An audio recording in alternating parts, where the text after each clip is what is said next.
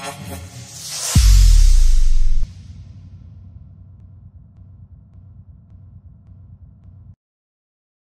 si užil Kristiáne Seidl na fronta dnes, byl to váš první zápas v lize české a ne v základu, takže popište nějak ty vaše dojmy prvotní. Tak zdravím vás. Tak tréner mi dal šancu, som rád za to a myslím si, že v tom zápase prvý polčas hlavne sme dominovali. Boli sme jasne lepším tímom. Škoda, že sme nepremenili pár šancí, ktorých sme si vytvorili. Mali sme tam veľa rohov, veľa štandardných situácií, z ktorých si myslím, že musíme streliť nejaký ten gól. Aj keď možno si myslím, že chýba nám trošku šťastia, že niekedy potrebujeme ten gól nejak dotlačiť do tej brány, proste viac sa pobiť o ten gól. Lebo potom hráme pekne a nakoniec z toho máme iba bod. Takže myslím si, že sme boli lepším tímom, ale bod je za nás málo.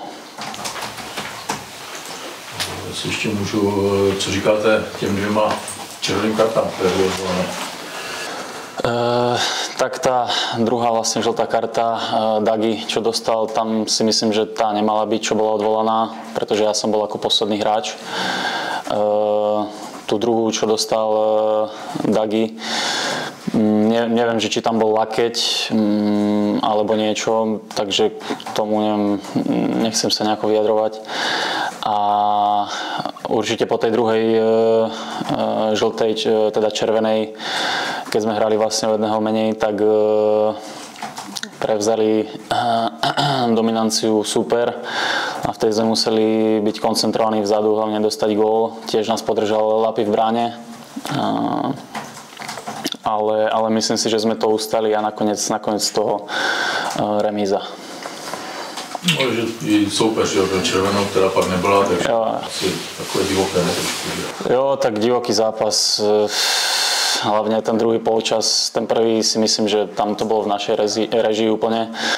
Ten druhý polčas trošku už aj super, mal tam nejaké situácie, hovorím, Lapi nás tam podržal. A takéto zápasy, už keď hráme o jedného menej, tak aspoň na ten bod je fajn. No, vy jste zatím pendloval mezi Klockem a Žilinou, co to rozhodlo, že jste v Karviné? Tak ja som v Poľsku skončil vlastne, cez leto skončila mi zmluva. Hľadal som nejaký klub optimálny pre mňa, kde by som sa mohol stále rozvíjať a napredovať. Myslím si, že Karviná spolu tu s realizačným tímom, s trénerom Hiským chce hrať dobrý futbal. Tréneri sa rozumejú futbalu a myslím si, že aj to rozhodlo. Je výhoda, že jste tady našel hodně krajanů? Tak určite Regáli, Mikuš, Krčík, s nimi som za dobre, takže určite mi pomáhajú tým, že som prvýkrát v Česku sa nejak adaptovať, keď potrebujem niečo pomôcť, takže za to som určite rád.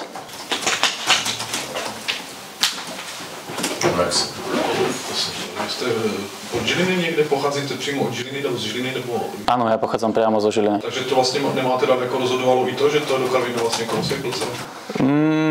Myslím si, že tá diaľka, či by som hral, či by to bolo 3 hodiny, 4 hodiny, to je myslím si, že jedno, aj keď je to fajn, že mám takto blízko od domova, ale ako hovorím, rozhodlo to, že Karviná chce hrať futbal a to sa mi páči.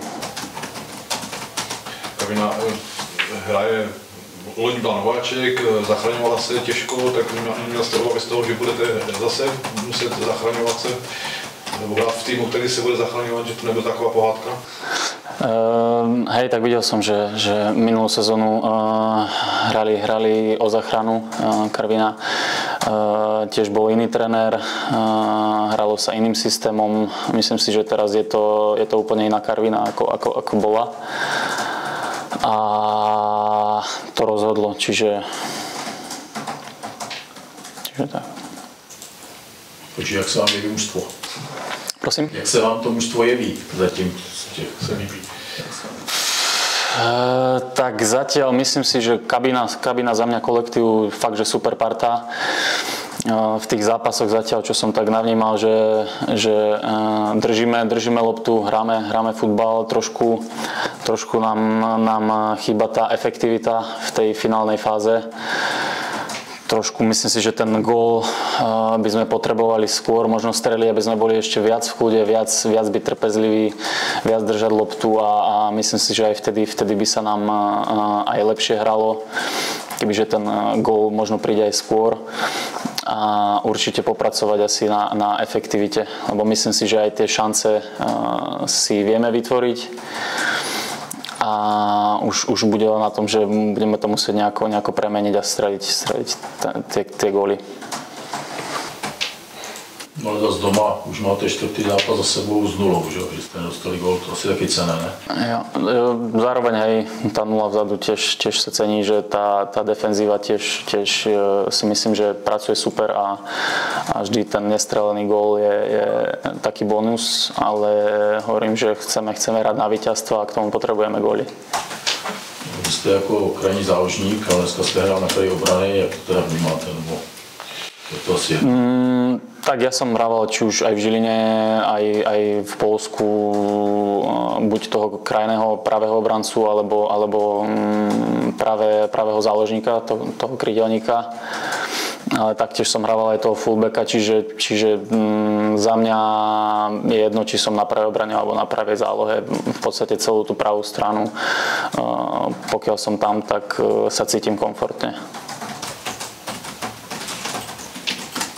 Zatím asi chází dojem jen to zbytečné asi vyřazení v poháru, kromě říži, to asi takové.